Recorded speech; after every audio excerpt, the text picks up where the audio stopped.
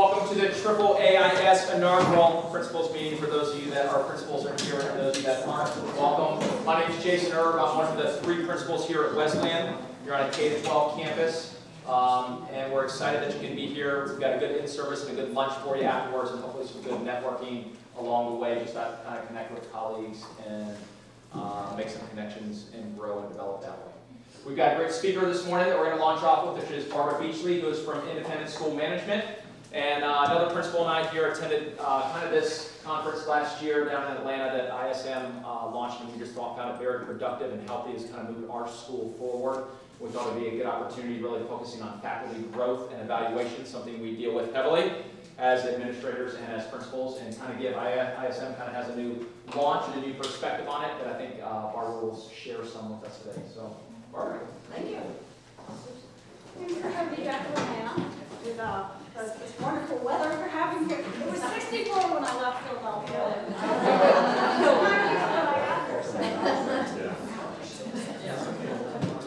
so yeah, we're super excited about this. We've actually been working on this for, the book took about 4 years, and we were talking about it when I was back in Atlanta. When we started with faculty growth and evaluation, all of our research, and I'll show you a little bit about that in a moment, at ISM around faculty culture, the importance of faculty culture on student performance, student enthusiasm, student satisfaction. And we know that a growth-focused faculty culture is really essential, right, for student flourishing. What we wanted to do, and when we started with meaningful faculty evaluation many years ago, was really focused on teacher goals and teacher-driven goals, which is what we all want, right? Well, as we've moved forward with our HR compliance and legal issues, given the fact that so many, wrongful termination, I think is the word, of issues, that we needed more of something that had an evaluation piece to it, that we could actually use consistently with due process. So, but we didn't want to lose sight of the growth. So what we have found is, by separating the two, that is really the crux of what is making this successful. I've taught this all around the country now, and what I love about it is that teachers love it. I think there was a teacher in our group who was from Bermuda, and she was very meek and quiet, and she came in and she said, "I'm so afraid of evaluation." I mean, which was interesting that she was the teacher that got brought to this conference. But by the end of it, she was thrilled about it, and she went back and she blogged about it at her school, she shared it with her colleagues, and so that to me is really a sign that this is successful. So my goal today is to share the process with you. So we're going to look at the relationship between leadership, faculty culture, growth and evaluation, and student performance. Look at why evaluation and growth can't be combined, and it's really that combination that has created a situation where teachers are afraid of evaluation and where it's not actually accomplishing the objectives we want. Looking at how evaluation itself can be easy, efficient, and effective, and then having you all here, being able to share ideas with one another. So this is the question we set out to answer with this book. How do we ensure we have a great faculty to deliver the mission with excellence and ultimately increase student performance, satisfaction, and enthusiasm? So that was the goal. And I like this quote: "Leadership is not about being in charge, leadership is about taking care of those in your charge." And so, again, the primary focus of this is really supporting faculty so that they can deliver the mission to our children. So what is one of the most important questions to ask and answer as a leader?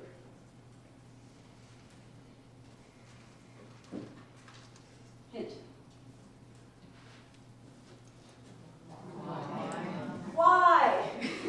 Why? We keep asking why. It's a human need to understand why we're doing things, and yet the older we get, sometimes we forget to answer that question. And so I think one of the most important things we need to answer when we do any change in a school, but especially one of this magnitude, is to really explain why we're doing what we're doing, why growth and evaluation is important, and to be able to articulate that for our groups.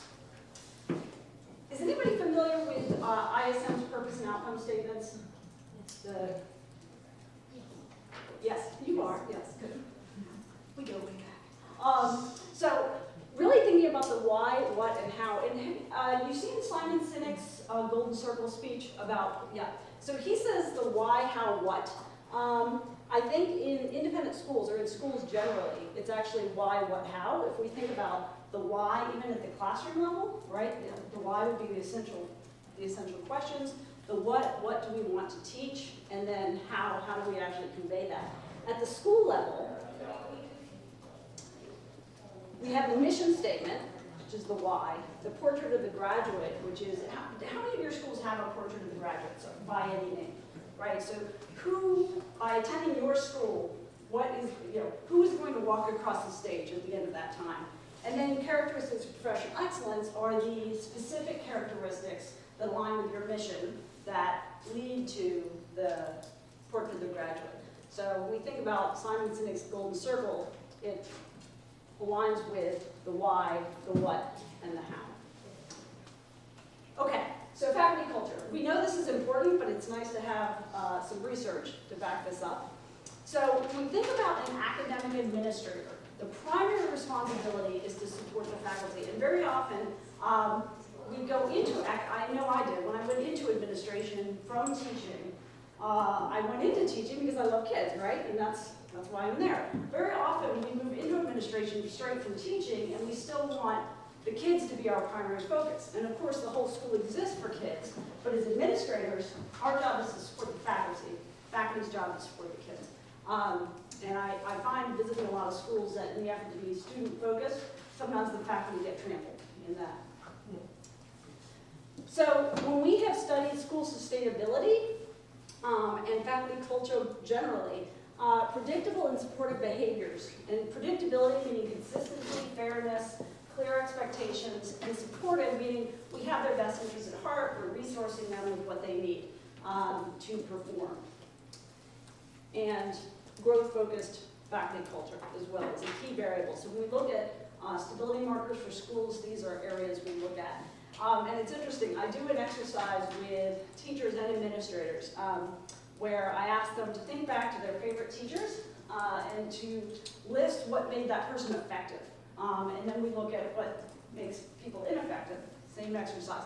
Inevitably, no matter where I am, states, any state, any country, predictability and support always come out. It's, they're ineffective, unclear expectations, unpredictable, inaccurate feedback, et cetera, or mean, it's just all kinds of things come up. Whereas the effective, it's clear expectations, I knew what to expect, not moody, et cetera. So we know that these are really critical, and so those are areas we look at when we are looking at faculty culture. If you have questions throughout, please stop me. And when you define faculty culture, it's a pattern of customs, ideas, and assumptions. It's a collective set of professional attitudes and behaviors. And so again, when we measure healthy faculty culture, and Shane, I think you said you're using the surveys to look at those. That's specifically what we're measuring. And to give you a sense of the pattern that we're talking about and collective set of behaviors, one of the things I do is go to schools after they've done a schedule change. So if they're moving to longer periods, and I work with the teachers on how to teach in longer periods of time. So before I go, I always do a survey of the faculty and ask them, so this is just an example school. How would you describe the general attitude of the teachers in your division about the change in schedule? And I usually get something like that, right? And then I ask, okay, how do you feel about it? You, other people. You, other people. What do you see? Yeah. Does that ring true? I've never been to a school where that wasn't the case. And why do you think the sense is that everybody feels more negatively about it than the reality?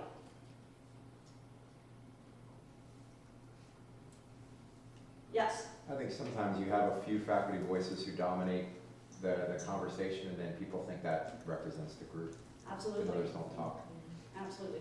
We like to complain, and then you have the vocal minority, too, who's complaining loudly, and then teachers don't want to be that guy who's like, well, I think it's great, when they think the general sense is, so then the silence means agreement with whatever it is. So inevitably, that's the case. So that's what we mean when we do faculty surveys, and this drives people nuts, because it starts with, I and my colleagues, X, Y, Z, and they're like, well, you know, how can, I know what my colleagues are doing. Well, it's the perception is reality, right? Whatever you think your faculty, your colleagues think, that may as well be what they think, right? Because that's how everybody's behaving, as if that were the case.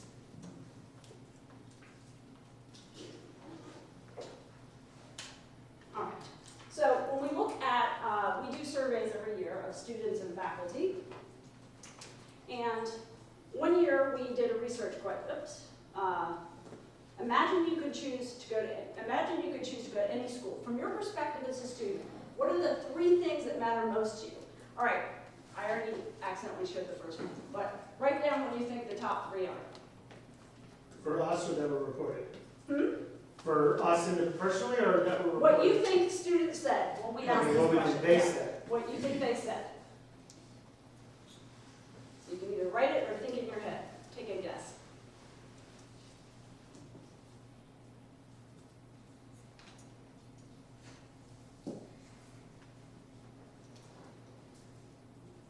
All right, so most of you probably already saw the first one. What's the first one? Did you not see it? All right. Atmosphere, culture, sense of community. Stand up if you got that one right. If that was in your head. Yeah. All right. Next one. Student-teacher relationships. Raise your hand. You got that right? And then fairness and structure, predictability. What's interesting about this is students don't say we want predictability. They don't express it that way. What they notice is when it's not there. So they would say something to the effect of, a place where, the teachers don't, get mad at you for this one day and not something the other day. So they notice when it's not there, or when, teachers don't have any control over the classroom whatsoever. Are you able to see? I feel like I'm standing right there. So those were the 3 that students gave. So we've been studying students since 1975.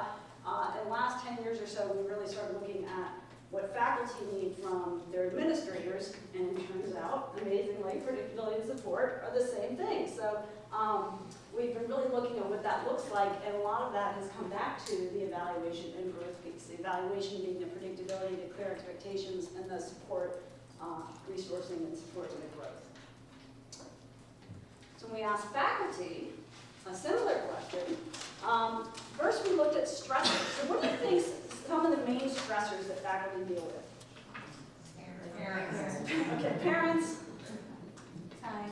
time, Ambiguity of expectation.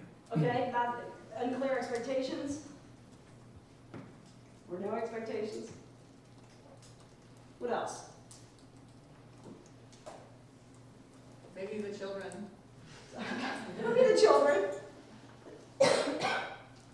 So lack of time, you mentioned that, lack of support, lack of appreciation, lack of control. One of the most stressful things for human beings is not having control over your own destiny. And so it's one of the reasons teaching is so stressful. You can't say, well, I'm going to pick up my dry cleaning, I'll be in at 10. And then students have even less control, right? Because they're being told what to do while they're at the school. So even having some control, whatever control we can give and empowerment, helps to reduce stress. This is a big one, this 24/7 thing that's happening now with email. You know those 3 a.m. emails you get from parents, and then like by 7 a.m. there's a follow-up. Did you get my email? Yes, sorry, I was sleeping, I won't do it again. And that seems to be the expectation people have. So, inequity, conflict. And so faculty surveys, we asked, what are the 3 most important factors you consider when choosing a place of employment? And there were about 7 or 8 top ones. So what do you think they were? Yeah. Predictability and support. Culture? Culture. Okay, what else? I just said predictability and support. Predictability and support? Pay, big salary, maybe. Yeah. School's mission? School's mission, okay. Sense of community. Ta-da, amazingly, right? So culture is so critical to both students and faculty, and it's why Often, private independent schools do pay somewhat less, but the quality of life in the community it offers is sometimes preferable, and people are willing to take less pay for that.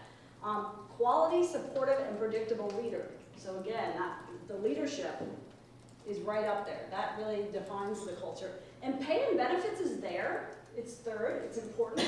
But look at 34.5% of teachers mention that versus 75% mentioning the culture. So it's important, but it's like with Daniel Pink's work, pay enough that they don't have to think about it, it's not an issue.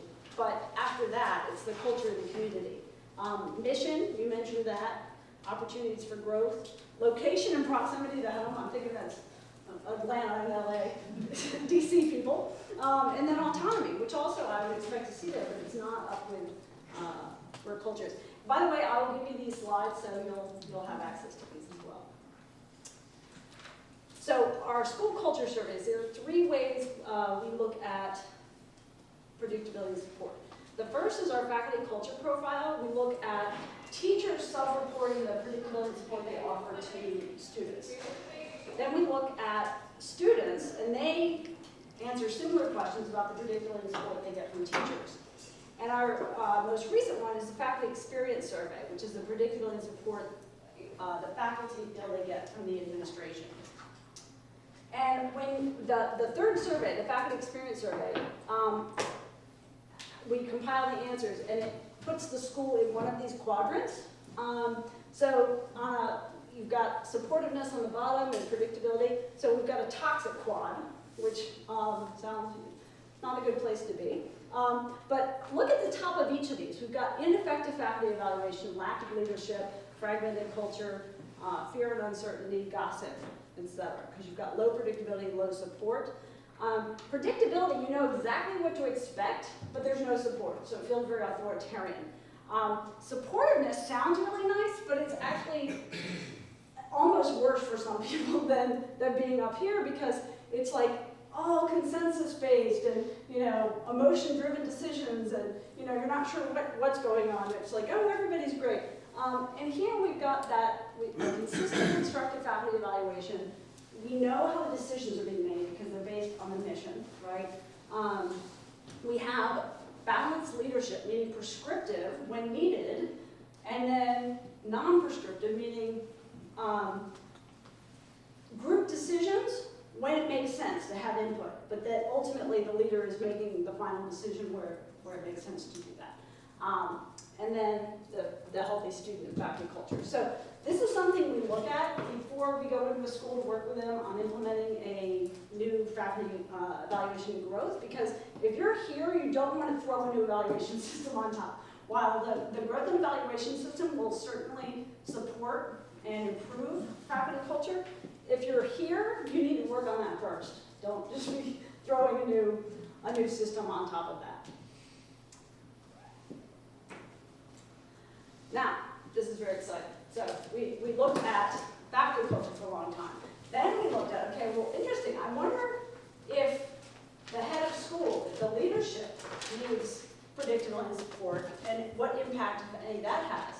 Well, as it turns out, the head's means of support, and we'll look at the questions related to that, and the head's flourishing, 23% of the variance in faculty culture was determined by the head's well-being. So we replicated that study with division heads, you, and not surprisingly, same thing. So your well-being has a direct impact on faculty, which has a direct impact on students. So you're like, I need to go golfing, I'm going to the spa. It's for the kids. You can do that. So we're happy to say that now. Right, we kind of know well-being is important, but when we look at, and I'll show you this at the very end, we have a growth and evaluation process for heads and administrators and staff as well. And one of the things we look at is well-being and encourage that you have personal growth goals around well-being, because it is so important.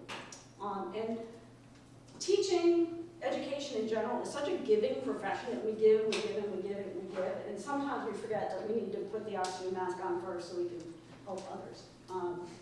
It's nice to have the research for that. So by means of support, what do we mean by that? So some of the questions we ask, and you can answer these for yourselves. I have at least one close friend in the industry I can talk to about work-related issues. So Jason, I know you mentioned every 2 weeks you meet with the principals and, Yeah, very Just- helpful, yeah, very supportive, yeah. Somebody who's walking through the same thing. which is just so important to be able to talk and share issues and concerns. Having a mentor who works with me regularly. Can't see. Are you sure I'm not in your way? I'm like, I'm good. all right. I belong to a group, formally or informally, that meets regularly and helps me work through my school's issues, such as AAAIS. And I receive the right amount of support from my supervisor. So for the head of school, that would be the head support and evaluation committee, right, on the board. The flourishing scale, so this we took from Dieter's flourishing scale. And so I lead a purposeful and meaningful life, so 1 to 7. My social relationships are supportive and rewarding. I'm engaged and interested in my daily activities. I actively contribute to the happiness and well-being of others. I am competent and capable in the activities that are important to me, and I'm a good person and live a good life. So this is kind of interesting, right? Because this actually has nothing to do with school and work specifically, and yet this definition of flourishing has a direct impact on faculty, which makes sense, right? If you're happy and you come to work and you're happy because of what you're doing outside of school, that's going to carry over with what you're doing professionally. So why do you imagine that the well-being of leaders has such an impact on faculty, staff, and students?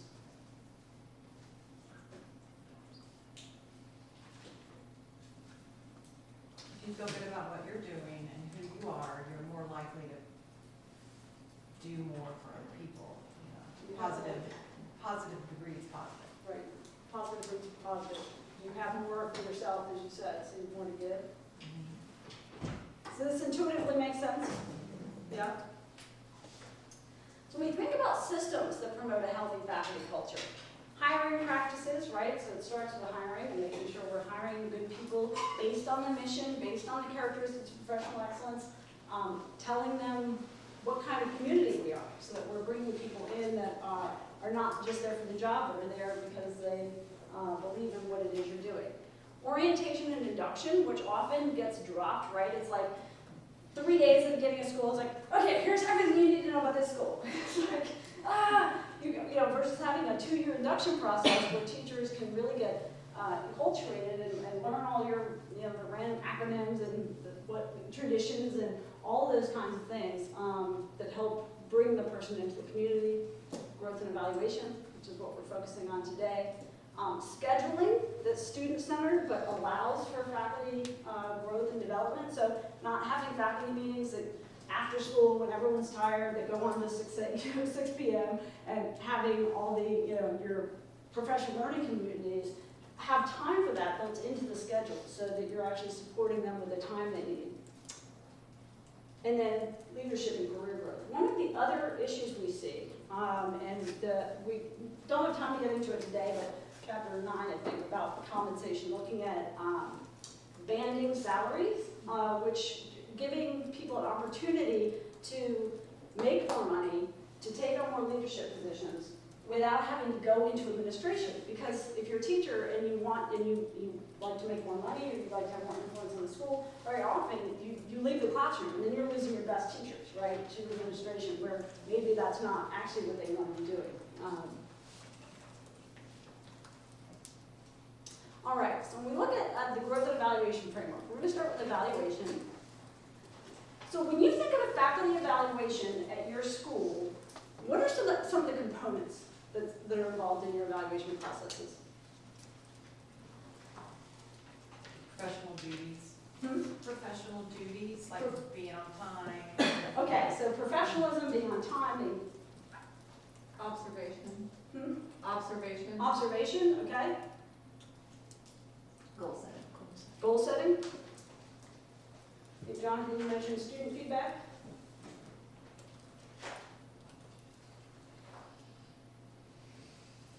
Go ahead, you have something to say over it. No, I was thinking that we kind of have a piece about what are you doing to share what you know, Okay. what you know. and So stuff. socialization of your knowledge, all right? We have that self-evaluation. Self-evaluation, okay, what does that look like, the self-evaluation? It's kind of prescribed at the moment, but it's also conversations. Okay. Great. And what are some of the challenges you all face? Time. Well, the tools don't always get at what you think is the issue. Okay, so they don't really Not address, really, what matters. They're generic Okay. sometimes, and so. doesn't achieve your objectives Right. ultimately. Yeah. I find often you have too many people that you're evaluating. So as a principal, often you've got 30, 40 people on, Right. there's no way you can do a fair evaluation. And so when you're giving an evaluation to someone, you know it's not thorough. You haven't been able to do really a comprehensive review of that. So gosh, you feel awful if you have to get into the nitty gritty. I don't know if you sent your emails out to parents on time every time. I can't tell that for every teacher that I have on staff. You kind of have big picture stuff that you have, but it's very hard to get into the nitty gritty with that large of a staff. You're right. How many people do you supervise? I have about 43. Yeah, I people. mean, imagine managing that for that many people in a comprehensive way. Joe, how many do you have? More than that.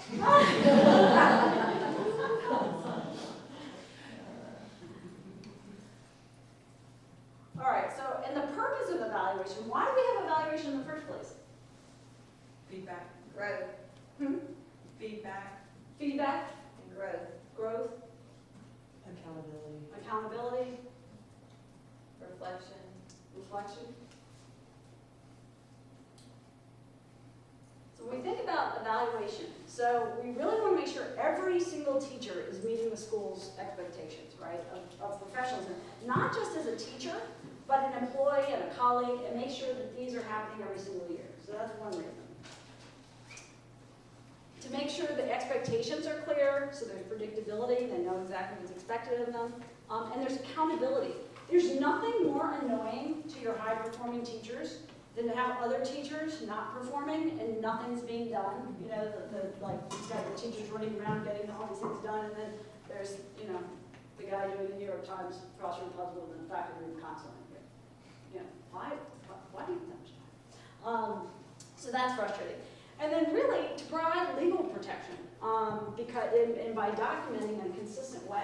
Where schools get themselves into trouble is that they have kind of piecemeal evaluation systems. Sometimes they're evaluated, sometimes they're not. And then if a teacher's struggling, that's when you start getting in their classroom a lot. Okay? And then that teacher, if you end up dismissing them, has every reason to say, this wasn't consistent. You weren't in everybody else's rooms. You know, nobody else had this process going on. So you're not evaluating everyone consistently. You start evaluating someone once it's a problem. And that means once they feel evaluated, it means it feels problematic, right? Because they know this isn't happening to everybody, so there's a problem. So they start to associate evaluation with I'm messing up, which is the last thing we want. It's the opposite of predictable. So the challenges that you all just mentioned that we see in talking to schools over and over, it's always the same thing. So as you said, it doesn't really discriminate between effective and ineffective teachers. Everyone's above average, everyone's fine, right? It doesn't improve performance, which is what we would hope. It's either too simplistic, so, you know, well, you're breathing, you're not drunk, good. All right. Check. Or, you know, it's rubrics and, you know, all this craziness. Charlotte Danielson even, you know, went back and said, whoa, okay, this is way too much. There's some books and rubrics and charts and all this stuff, and it's like, nobody can manage that, certainly not for 43 people. It's top down, so it doesn't feel like it's fair. Like, how do you know what I'm doing? You know, I teach Spanish, you don't speak Spanish, and you were in my room for like half a minute last year. Or it doesn't feel valuable, I'm not getting any feedback that's actually helpful. There's not enough time. It changes with every new trend, right? So teachers tend to outlast administrators. There's more administrator turnover. So teachers are like, well, we'll just wait this one out. Yeah, like, which they have a reason to say because they've been through 18 different renditions and they're like, all right, well, we'll see if this happens. And then the emphasis feels like it's rating and judging, right? Our job is to rate you as a teacher and judge you as a teacher versus We want an environment where there are predictable expectations that we're all being held accountable to, and because of that, we have the freedom to grow and be excellent teachers, because we're in an environment where we know what's expected of us. One of the, actually the teacher that was in our group in Atlanta, she said, oh, this is great, now I know what's expected of me and I can just do my job. Like, which is what I'd like to be doing anyway, just doing my job. So regardless though, we talked about this earlier, if you implement an evaluation system poorly, or it's poorly implemented, that's going to undermine your faculty culture. So what should be actually supporting and improving your faculty culture is going to do the opposite of that. So, when we think about what's needed now, again, going back to the primary responsibility, our primary responsibility is to build the faculty's capacity so they can deliver the mission. The trust in the professionalism of faculty. Faculty are professionals, and very often we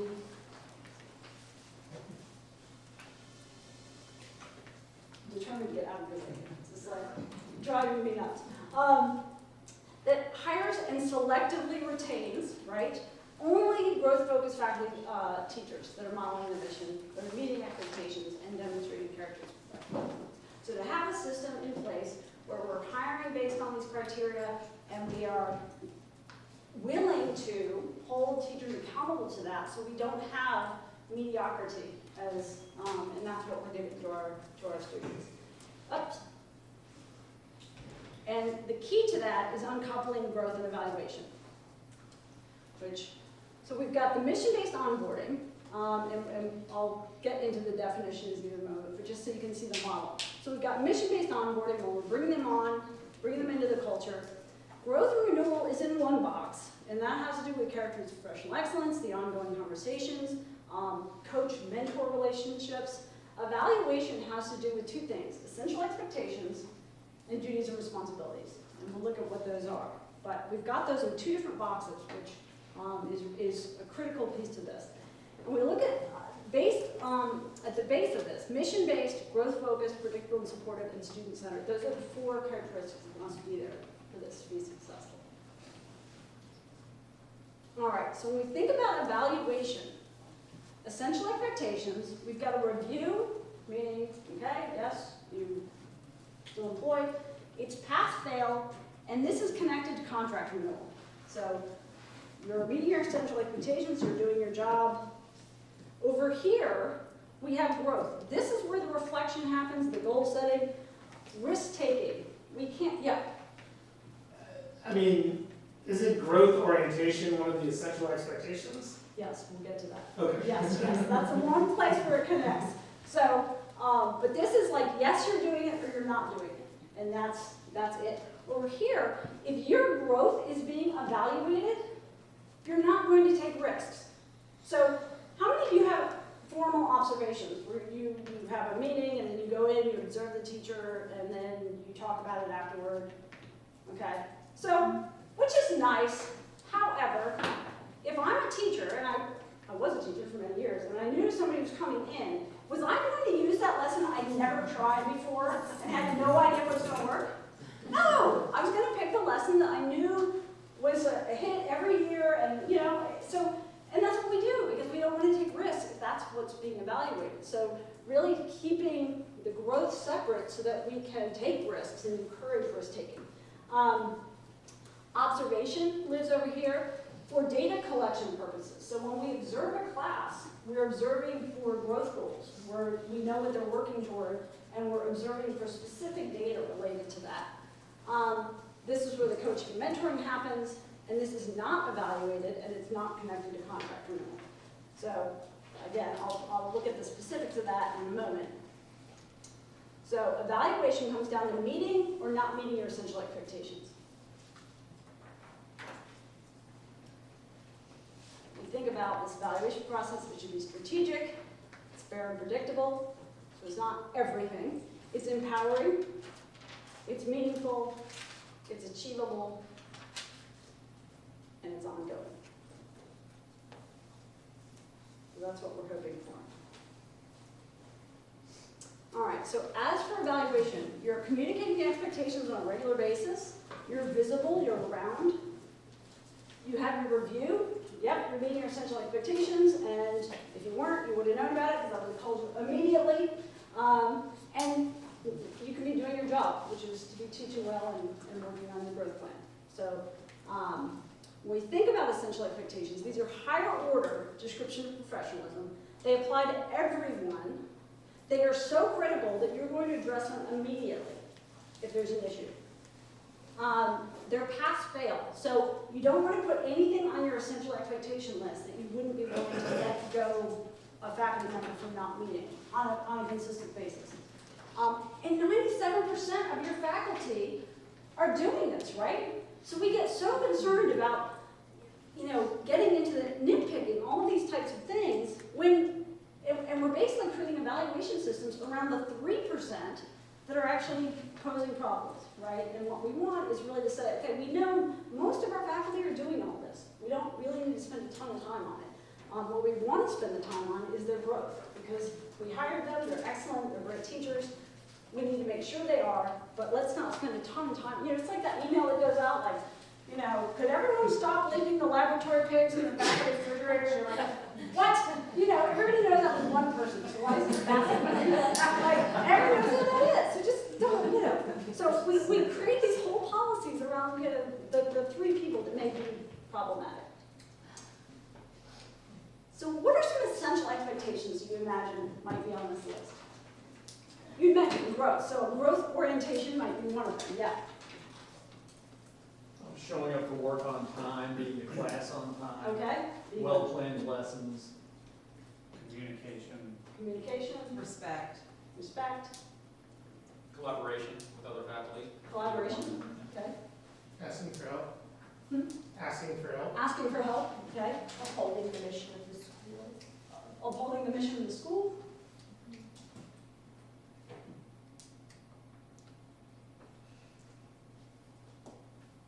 All right, let's look at, so this is a template. So again, when we go and work with schools, we suggest this as a template, as a starting place, not to just adopt these and say, okay, these are our essential expectations. And I'll talk a little bit about the process of what this looks like with faculty. But overtly support and act according with the school's mission and values. So that could feel subjective, so what I always recommend, when you're rolling this out, first of all, you don't just hand the essential expectations to your teachers. They should be involved in a process. So you might start with this template and look at it. Make sure that, if there's language in it that they want to change, there might be something specific to your school you want to add. But once you have the essential expectations in place, to have a conversation with your faculty where you break into groups, through Google Docs, whatever, where the faculty says, this is what this looks like to be doing this, and this is what it looks like when you're not doing this.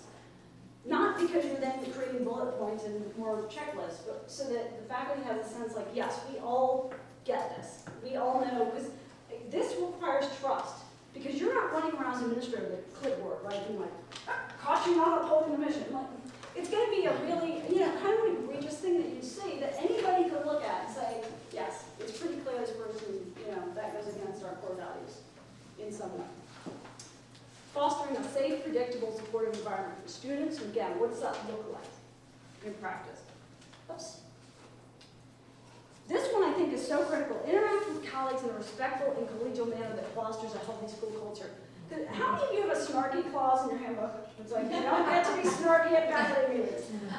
Often that isn't a rule, right? And yet, so you've got these great teachers who are so good to the kids, and the parents love them, the kids love them, and they're terrible in your faculty meetings. They're toxic, they're negative, they breed negativity, and there's nothing you can do because they're a great teacher. Okay, well that's not a great teacher.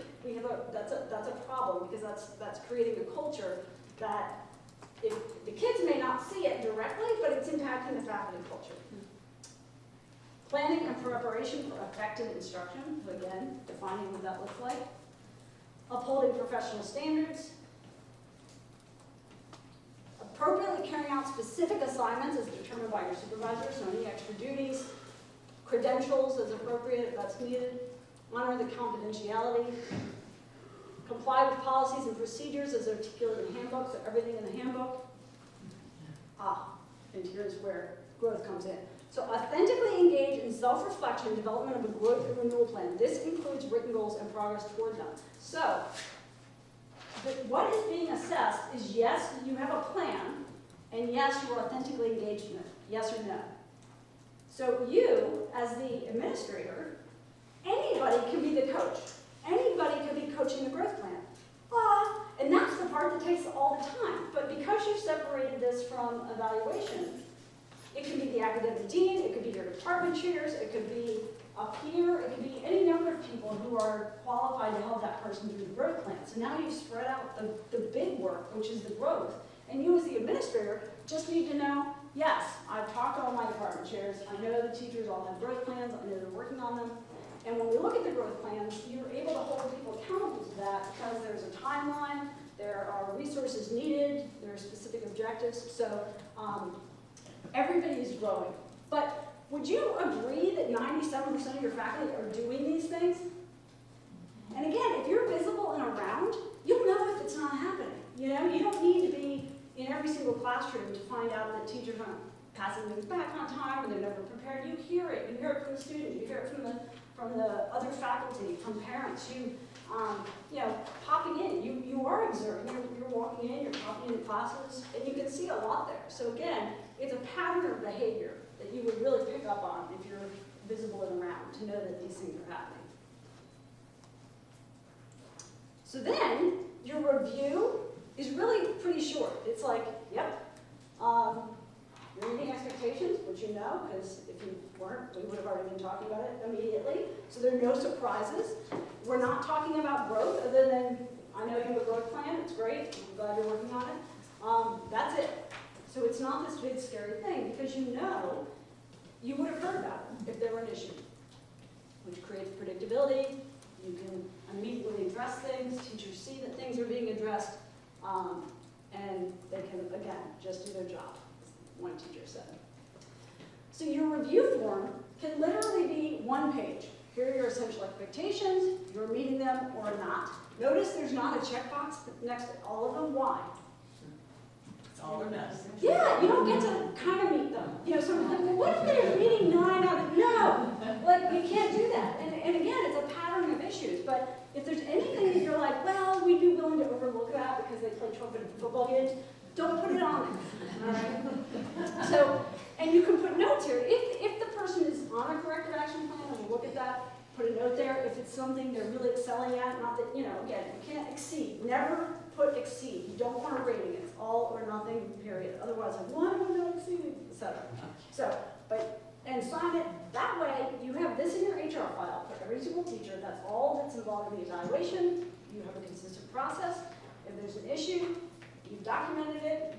Gives you less liability there. And then, again, you can spend most of your time focusing on growth. So, again, you're communicating expectations, you're around, you have your review.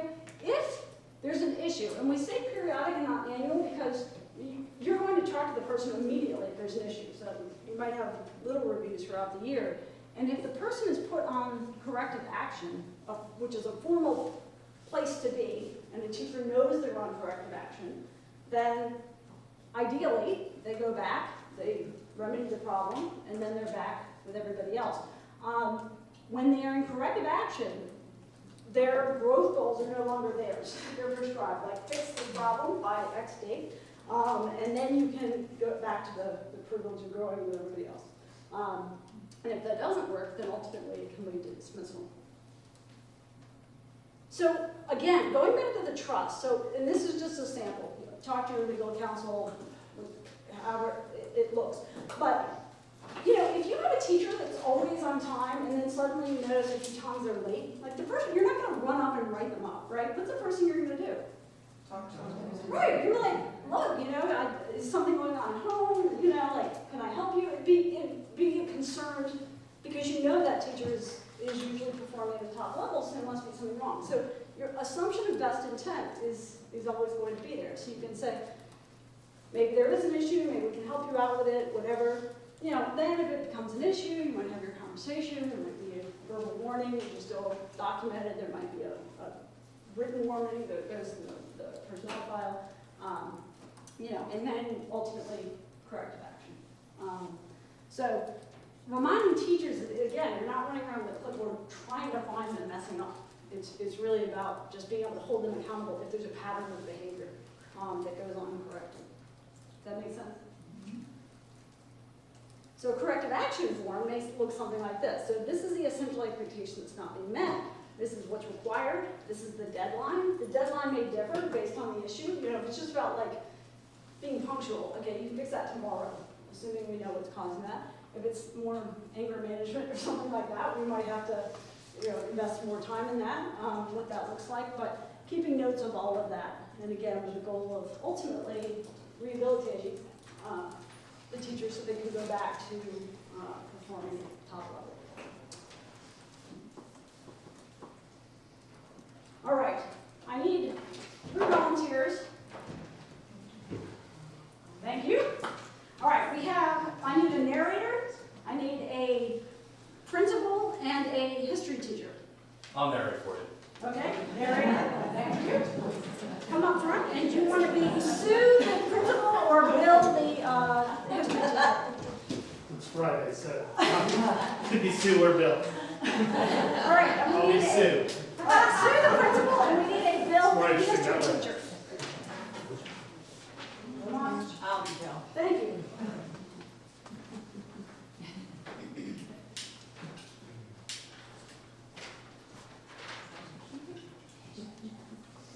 Well, I'll read the whole paragraph. Context. Sue Williams, upper division head, has been putting off having a verbal warning discussion with Bill Jurgensen, American history teacher in the upper school. Sue bumps into Bill as she's leaving her office for a meeting in the lower school building. It is lunchtime, and the corridors are crowded and noisy as students bustle past them on their way to the cafeteria. Oh, Bill, hi. How's it going? Great. Sue, oh, wait, I'm Bill.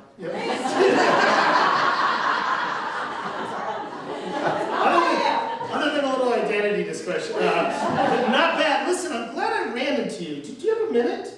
Sure. Great. There's been something that I've been meaning to talk to you about, but before I forget, I just wanted to thank you for the fantastic job that you did last week leading your government class on the trip to the state capitol. I hear the kids really got a lot out of it. My pleasure. I really enjoyed this year's group. Who knows, we may even have an aspiring politician or two in the class. Now that would be something. Say, I have to run to a meeting in a minute, but there was one other thing. Sure, what's up? I was just wondering, was there a problem getting paper back to students in your class earlier in the fall? I've gotten some calls and all... Yeah, well, I got a little bit behind this time. Molly's parents were both ill, so she had to go take care of them while I held down the fort for at home with the girls. Plus, my favorite team made the World Series, as you know. So that distracted me for all of October. I have to admit, anyway, I just got a little backed up on grading, that's all, no big deal. As the bell rings, signaling the start of the next class, the conversation continues. Oh, sure, I see. Well, it's just that it seems like I've gotten these calls every once in a while. It's nothing much, I'm sure. You know, it's just that I have to be responsive. What do you mean, these calls? No big deal, really. You know how parents are these days. All upset if their child didn't get their A+ paper back as quickly as expected. You don't think there's a problem, do you? I mean, I've been here 8 years, Sue, and I have never been questioned about anyone. Question? No, nothing like that. Just see what you can do, okay? Is there anything else that you haven't told me that I should know? Well, now that you mention it,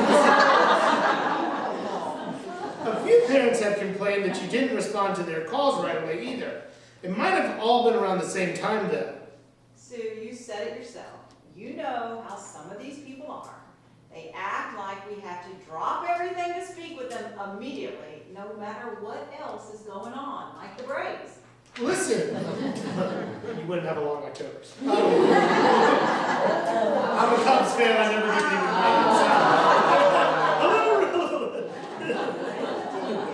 even Listen, I'm sure it'll be fine. Just a little blip on the radar screen. I just had to mention it, that's all. I had to document it. Hey, sorry, I've got to run. Good job again on the trip. As Sue departs down the hall for her meeting, Bill wonders to himself, What was that all about? All these mean by that? I mean cheat. Did I get just reprimanded for something that wasn't my fault? I mean, after 8 years, what's with all the questions? Don't they know how much I do for this school?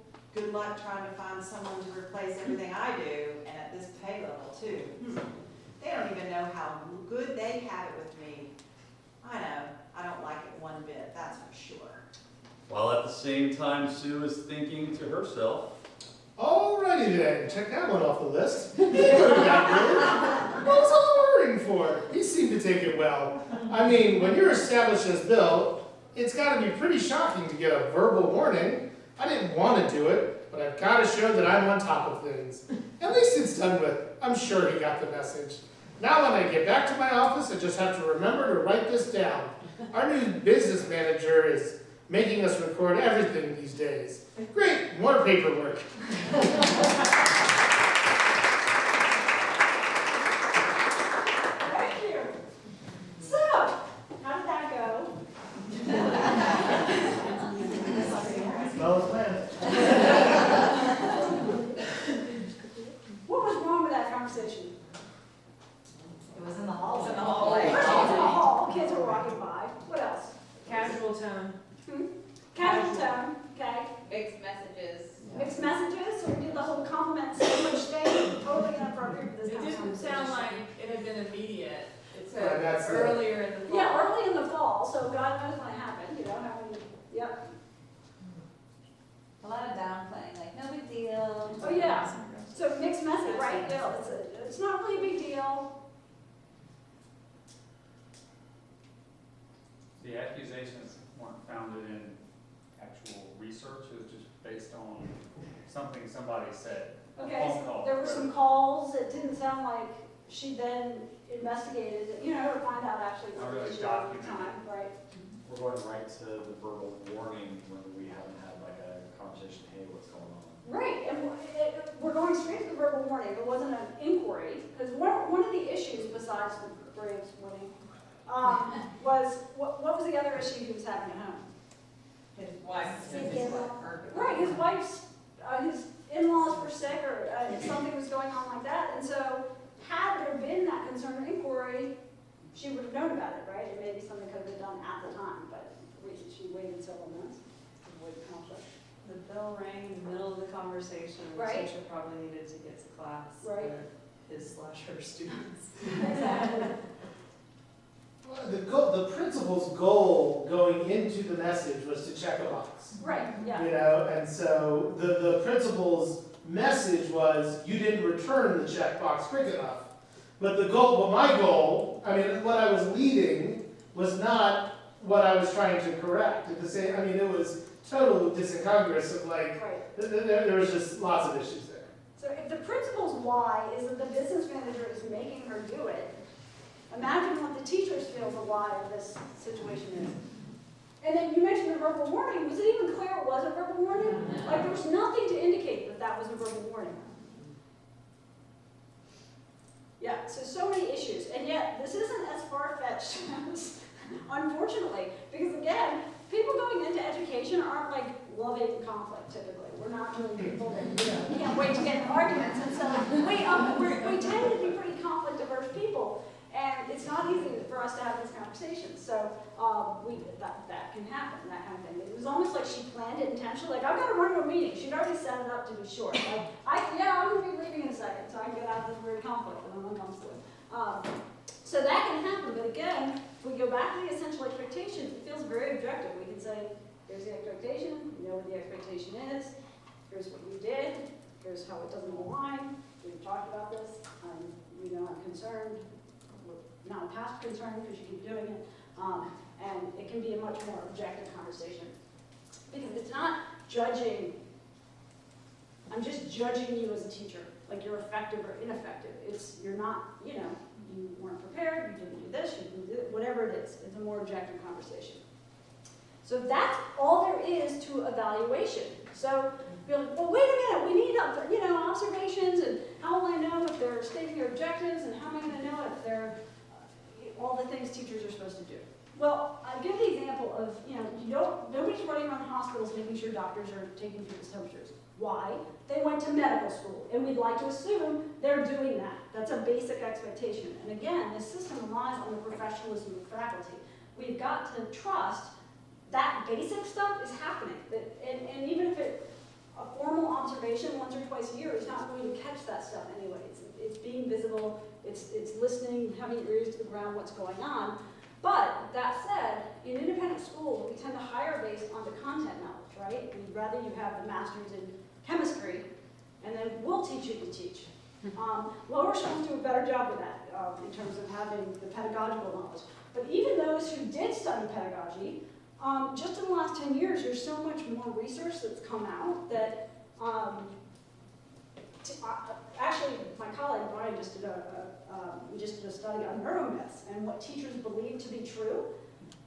And it's really disturbing how much, when we found out what teachers believe to be true and not true, that they just kind of common urban legend science, that they just don't know about the science of learning. And so that is something that if they don't know, it's our job to get them up to that level so that we can trust that they are teaching well because they're professional teachers. Can you give us a couple neuromyths just real quick? So learning styles. So if I teach to you, kinesthetically, if I teach you, that came out and it's like, it got totally misinterpreted. And I think 9% of all the faculty who answered that got that correct. Like that was the most concerning one, was that. Another one, Left and right brain. The left and right brain. left brain and right brain. Yes, that's smart. We only use 10% of our brains. The list goes on and on. So they should be professionals, and if they're not, any of you read the book NeuroTeach? I absolutely love this book. I used to have to recommend 11 different books. NeuroTeach it's 5 teachers, 4 teachers, and it's pretty much everything you need to know as a teacher in a book. It's very practical. Like, here's the science, here's what it looks like in the classroom. But otherwise, you are going to know whether the essential expectations are being met, simply by being visible and listening. So student feedback, you'd ask us. So what about checklists, rubrics, student feedback? So student feedback still has a role, but where does it belong?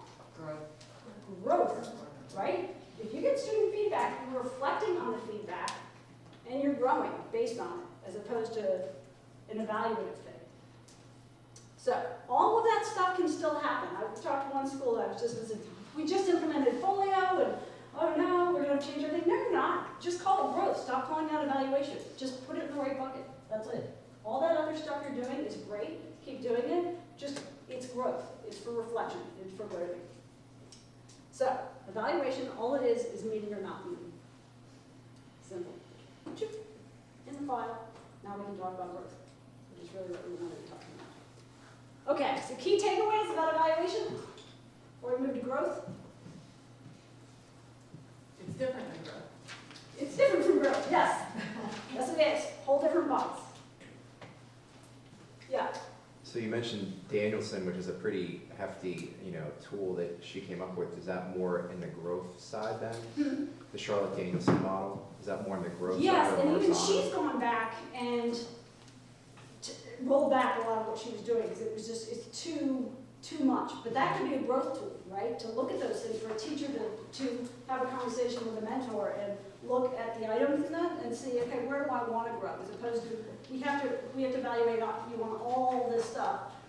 90% of it, you may be like, yep, I got it. But then you could look at that rubric and start saying, oh, well, this is an interesting area. Yeah, this is something I think I could get stronger in as a source for growth goals. All right, so growth and renewal, which again, growth is not just about growing. We want that to happen, but it should be energizing because teaching, again, teaching is one of the few professions you just stay teaching. It's not like in a company where you might move into different positions and change roles. You may take on different duties, but this keeps your great teachers energized and engaged. So now we're over here in this box. All right, so the components, again, when we talked about at the very beginning, the components of evaluation actually would go through the goal setting, the commitment, the mentoring, the reflection, and socialization of knowledge. And that's not necessarily linear. That's circular.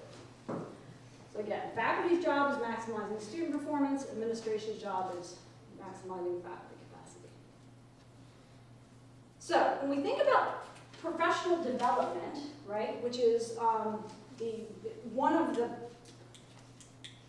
avenue for growth. It isn't growth itself, but one avenue for growth. Often it's seen as compliance, right? We have to go attend this PD thing. It's not teacher driven. It's like, and sometimes you need that. Like if you're implementing a new process or software or something like that, every teacher needs to be trained on it. Fine. You're going to have a mass training about that.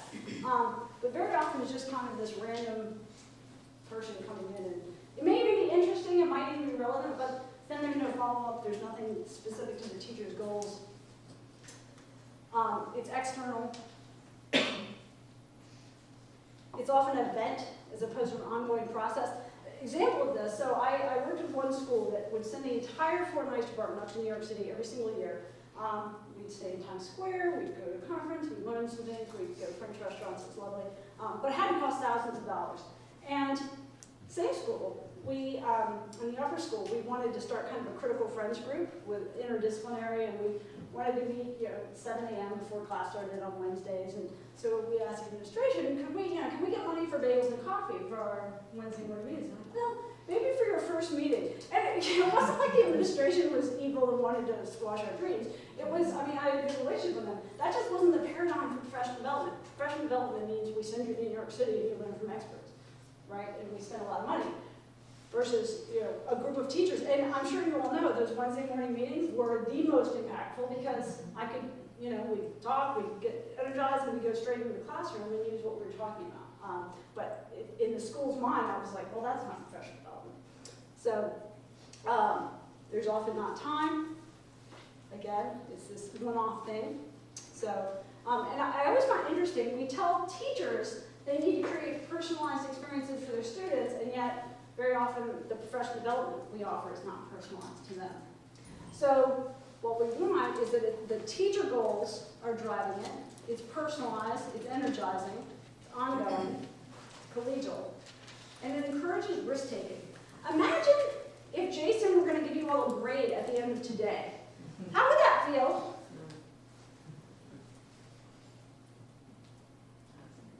Condescending, degrading, demotivating, all sorts of things. And so again, if we think about evaluating growth, that's what that's going to do to teachers as well. So having growth and renewal is really about us, personalized, and something we want based on our reflections and based in conversations with peers. So lots of places where we can think of areas we want to grow. So, and when we think about professional development that can be personalized, so action research, so teachers doing research in their classes, professional learning communities, book clubs, having faculty present on something they're passionate about or something they've learned, visiting schools, taping classes, lesson studies, so all sorts of kinds of things, unconferences, conferences. This was really neat. This is Penn Charter School in Philadelphia. I saw them present at AAAIS last year. I was so fascinated by this. They have this learning center in their school where it started with teachers offering classes on something they were interested in to other teachers. And then kids were like, I don't know what about that. So kids started going, and then kids thought, I have something to teach. So then kids started offering classes, and then parents got interested, and their parents started coming in. So they have this whole learning system where they just offer these classes for teachers, for students, on just all sorts of things. So I just thought that was so fascinating, how they put that together. It kind of happened organically from teacher passion. When we think about the goals, it's a maximum of 2. And when you think about the 2 goals, think about school-wide initiatives. So if you already have something like, again, everybody got iPads or something, and that has to count. But even within that, there should be room for personalization, right? Because everybody's at a different level. So, but if you have a school-wide initiative, don't have like a school-wide goal and then divisional goals and then your 2 personal goals, and you have 70 goals and you can't, can't keep up with it. So again, they should be really good goals, a maximum of 2. You might have, one really stretchy goal. They can be set and achieved at any time of year. Because again, this is separate from evaluation. You don't have to, it's not like, okay, in spring, you set your goal for the next thing, you might set your goal in September, and then it could be a 2-month goal, and you're done in, November. And then you set a new goal, or it could be something you set in June, and you learn about it over the summer, and you come back and implement in the fall. So it depends on the goals. Again, it's really personalized, and you're just constantly working on a growth plan. The coach can be anyone, so again, we're distributing the labor. Observations when you're going into a class, so I might say, I really feel like I want the kids to be more active in the class. Can you come in and take data on how much I'm talking versus the kids talking and count minutes? So that might, an observation could look like that, really based around something the teacher's working on. And then the goal plan, and again, this is where the accountability comes in. This is the outcome I'm intending. This is the timeline. So I'm going to read this book by this date. I'm going to this conference. I'm going to implement it on this date. I'm going to take data. And then this is what I'm going to need, financially, time, whatever, people. And measures of completion. And note I say completion and not success. Because success, let's say I'm trying for classrooms. And I read about it, and I observe things, and then I try it, and I try it with one class, and it was a disaster. Did I fail my growth goal? No, not if I learned from it. If I tried it and said, okay, you know what, this didn't work and this is why, and so I'm going to go back. Now I've modeled failure gracefully for my kids. It was a low stakes active research project, so it's not that I failed it, I've learned from it. I learned something. So all kinds of source of inspiration for goals. So it could be Charlie Danielson's, any number of other books. It could come from your mission, it can come from the teacher's own experience. A trusted peer might say, I've noticed this when I've seen your teaching, and this might be an area that, you work on. So it doesn't have to, necessarily just come from a teacher. It can be a suggestion from a trusted peer. And essential expectations, so this is different. This is if a teacher is meeting the essential expectations. So this isn't that they are, in trouble or they're not meeting the essential expectations. This is, yes, I've noticed that at times I rub people the wrong way. I don't mean to. I think I could get better in that. I'd like some assistance with that. So it's not, there's still that internal drive to do better at something even that came from an essential expectation. Something else to think about. If you have brand new teachers to your school, so they will probably be in a 1 to 2 year learning training process before they go into this main self-directed goals. So it's okay to have that period of time for brand new teachers before they go into this system to have more prescribed goals where they're learning more about classroom management, whatever that may be. So just make sure that process is clear. Because someone's like, well, I have this brand new teacher and they're already not meeting essential expectations. Or, you can't also have essential expectations. There's a learning curve, so give people time to get up to that level, again, of that teaching so that you're not instantly putting in essential expectations then knocking the floor. So making sure the support is there. Then, so you have the growth plan, the teacher signs a commitment, okay? This is my growth plan, I'm committing to working on it. And the administrator signs and says, I think this is a good goal, I approve the goal, and I understand the resources necessary, and I'm committing whatever resources to help you support that. So, I've engaged in self-reflection, I'm committing my growth renewal in this area, I'm satisfied that I've engaged in self-reflection. It will positively impact students, and I commit to providing the support and resources outlined in this plan.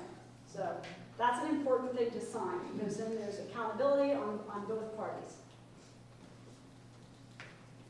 And then this piece often gets lost. So the reflection and socialization, which one of you mentioned, it's really important. We've got all this learning going on, and often it gets lost. We've got a group that goes off to a conference, and then they just have it. Why not have everybody who's working on the growth goals be sharing that as a systematic part of the process, so that teachers are not only learning from their own goals, they're learning from other people's goals, as well as being inspired by other people's goals. Oh, that's a really great goal. I'm going to try that. So that, again, you've got a growth-focused community, a learning community.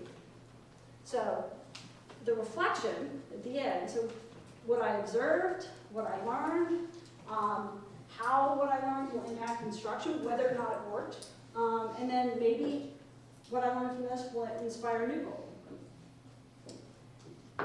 And then sharing that knowledge with the peers. All right, so what are the elements of faculty growth renewal? This is a test. Goal setting, okay. Teacher driven. It's teacher driven. Relevant. Is relevant, Focused. Hmm? Focused. focused. It's a process, not a. It's an ongoing process. It's supported. Supportive and supported, right? Whether you succeed or fail on a particular item of growth is not related to your ability to return to school next year. Great, yeah. Your authentic engagement in the growth, yes. How, the outcome of it, no. And again, that word authentic is really critical because you can pretend to be engaged, but it's the authentic engagement, which again, we can hold accountable by having the timeline in place and the resources and the outcomes and the socialization of the knowledge.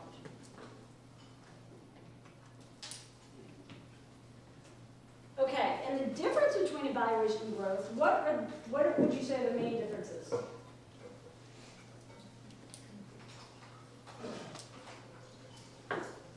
Yes, sir. So evaluation is compliance driven and growth is an orientation or a mindset. Great. Multiple pass-fail concept. Okay, pass fail, evaluation. One is evaluation and one is more assessment in terms of Okay, ongoing yeah. growth. Ongoing assessment, so a formative assessment. Yep, great. Formative versus summative. One is formative, one is summative. And growth is ongoing where the evaluation can be a one-off. Yep, I mean, it's ongoing in the sense that you always have to be doing it, but yeah, but there's not a lot of conversation about it unless you're not doing it. Evaluation is administrator driven and growth could be supported and driven by. Great. Right? And the main thing, if you're implementing this at your school with the coaches, it can be a peer, it can be a department chair. You want to make sure there's some training involved in that on coaching. And it's not that it's difficult, but some people are like, oh yeah, I want to be a coach because I love telling people what to do. Like, no, that's not difficult. Like, you know, but really about coaching is about listening, helping the person articulate what they care about, what their interests are, as opposed to, oh, I'm coaching you because I know better than you. That, you know, that's not the growth coach job. How has that worked in schools in terms of adding that responsibility to teachers' plates?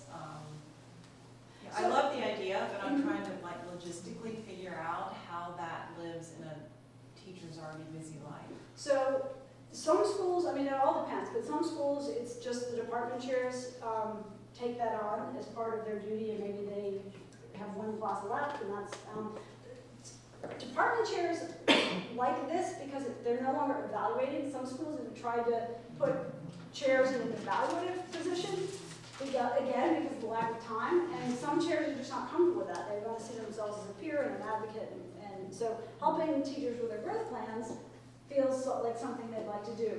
Other schools, and again, this is something I would really talk to your teachers about because they can help you solve those problems. Like, I know you're busy, so how do we want to implement this? Other schools that I've worked with, based on the goals, the teacher can choose a coach, or maybe the administrator may, you know, I really want to work on this. I'm not sure who might be a good coach. You as the administrator might know, like, do you know who would be great at that? And maybe you'll approach that person and see if that person would be interested and willing to do it. So it really depends on the school, but your teachers are a great resource in terms of helping you figure out what would make the most sense.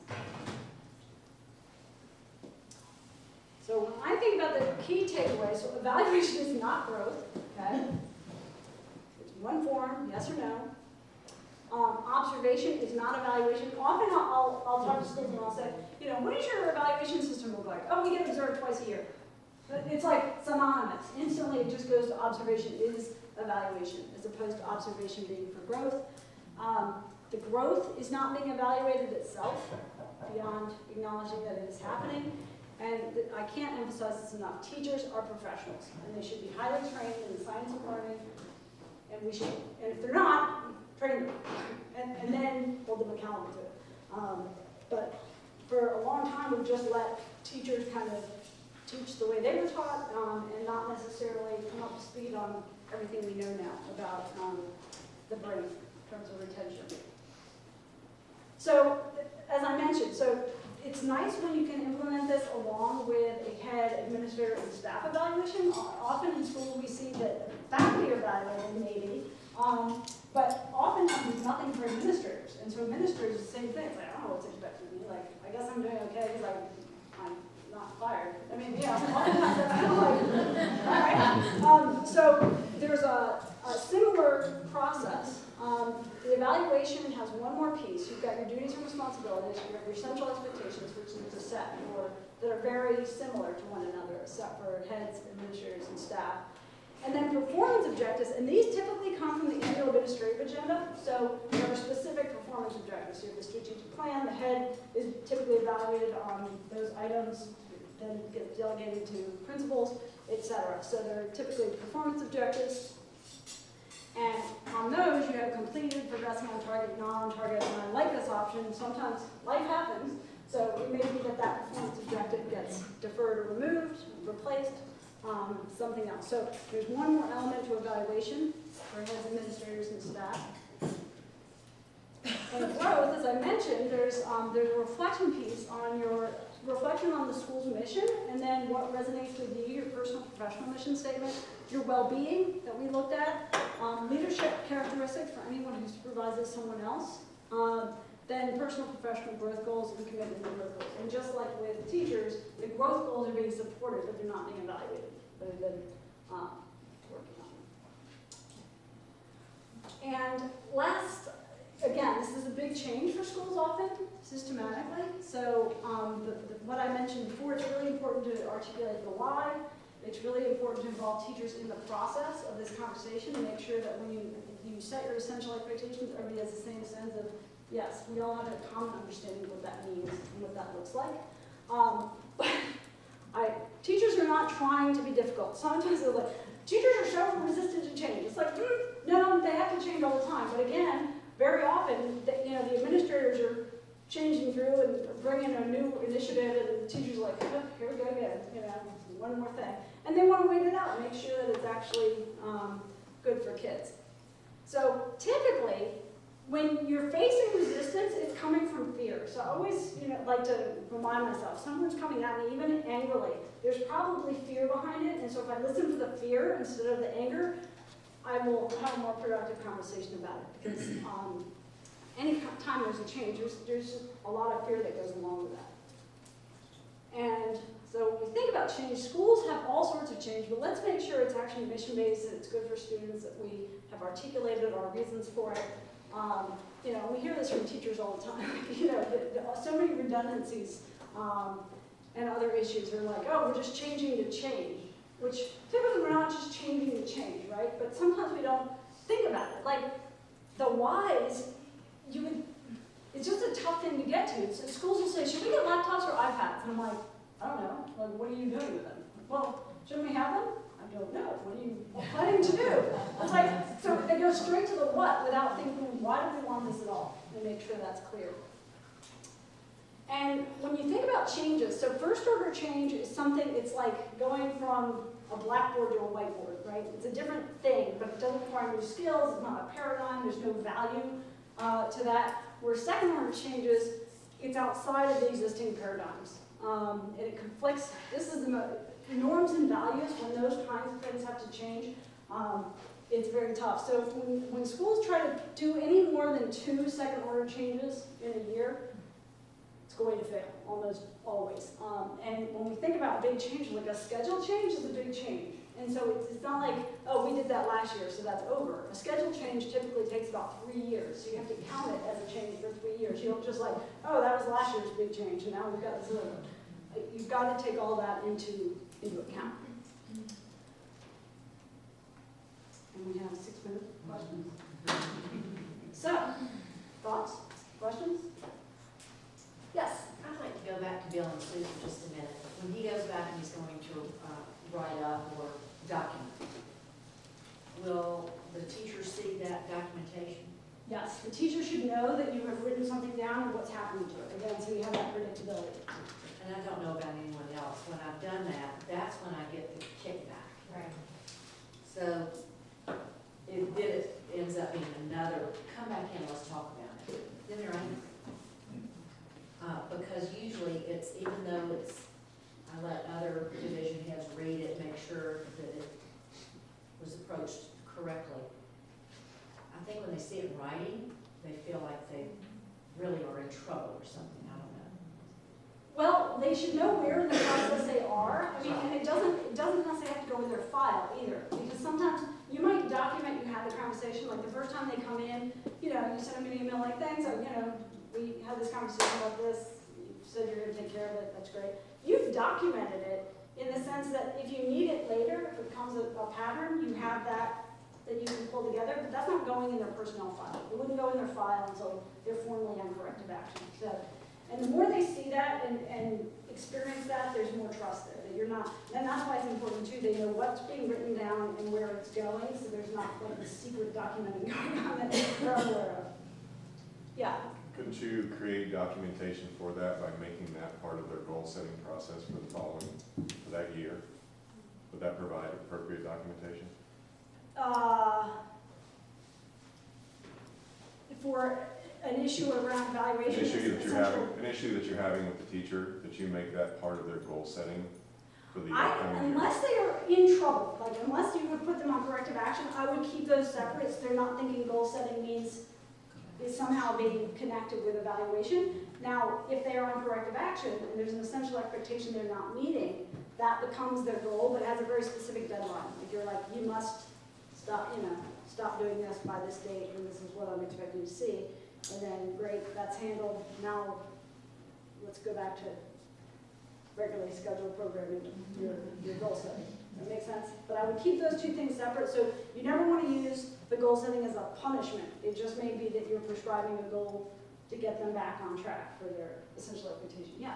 I just think potentially with the Bill and Sue, depending on where they are in the process, if literally, this is really at that early stage of verbal warning, and it's about a person's ability to return documents in a timely manner, you have the ability to actually document your offer to be of assistance. So not only am I, sort of documenting our conversation, but also, as I reminded you, if you need me to come cover a class because too much is going on and you need an hour to do some grading, I'm here for you. Like, please use the resources that are available. We're all here to make you successful. So that when the next time I have to document, I can at least pull back on the first document. It was almost it was very counseling and supportive and advisory. Not that it ever stops being that way, but the first one is almost more about what I'm offering, and please use those resources. Absolutely, and that's a great thing you can put in the email. Obviously, you want to have the initial conversation in person, but then you can follow up the in-person conversation with like a,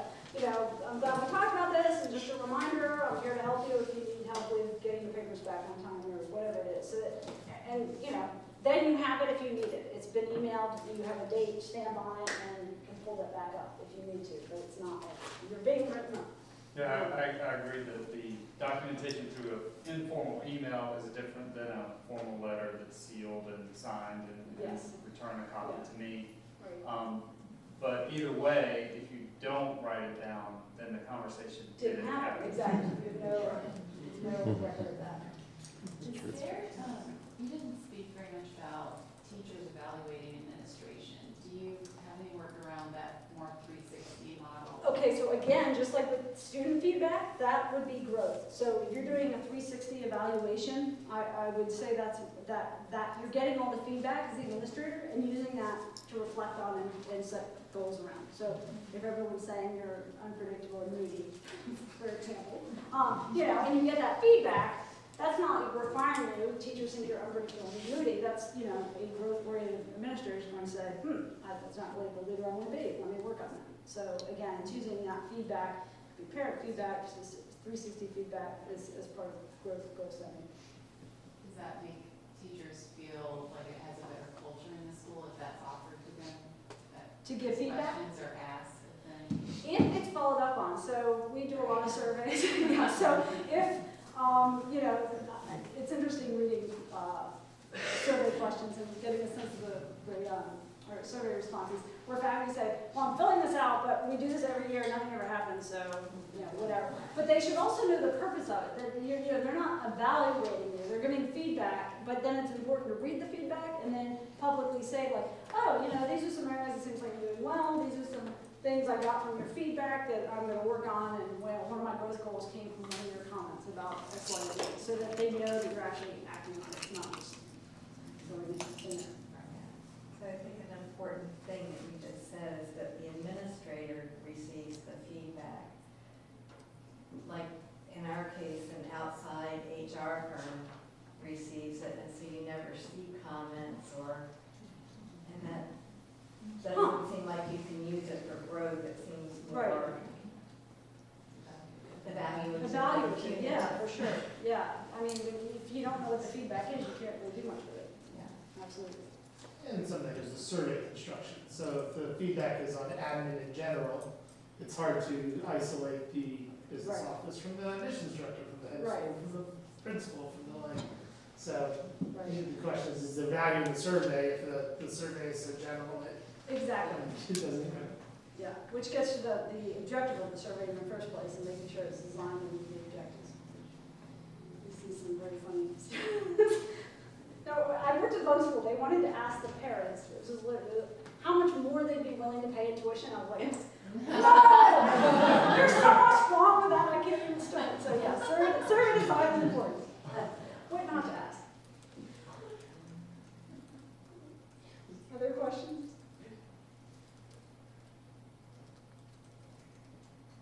Well, I think we're having lunch, right? And we can keep talking about this as we go, but How about thank you to volunteers?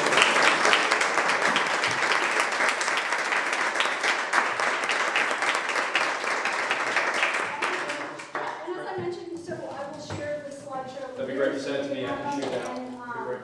the growth evaluation is in this Yeah. book, as well as orientation, induction, hiring, finance. What's the book? Et cetera, et cetera. What's the book? Comprehensive faculty development, and you can get it from our website, but, growth and evaluation is one piece of this, but it's really about the whole life cycle of A lot on faculty. induction and hiring and getting Yeah. people on board. It's good. It puts it all together. Yeah. Characteristics of professional excellence. We're an advanced reader for it. Oh, I was. That was good.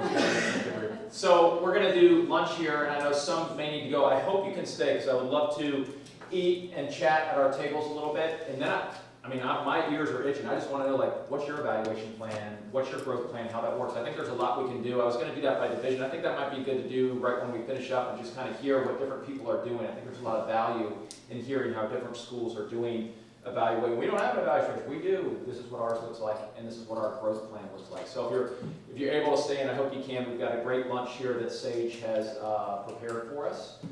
And we're going to go ahead and get started with that. And I would say probably in about 20, 30 minutes, we'll kind of reconvene with all our food here after we've eaten and just kind of keep chatting. If you need to slip out, that's okay. I certainly understand that, but hopefully you can stay. Why don't we start with the back tables first? Why don't you guys kind of go through the lines, and then we'll come up next. Bathrooms are outside to your right.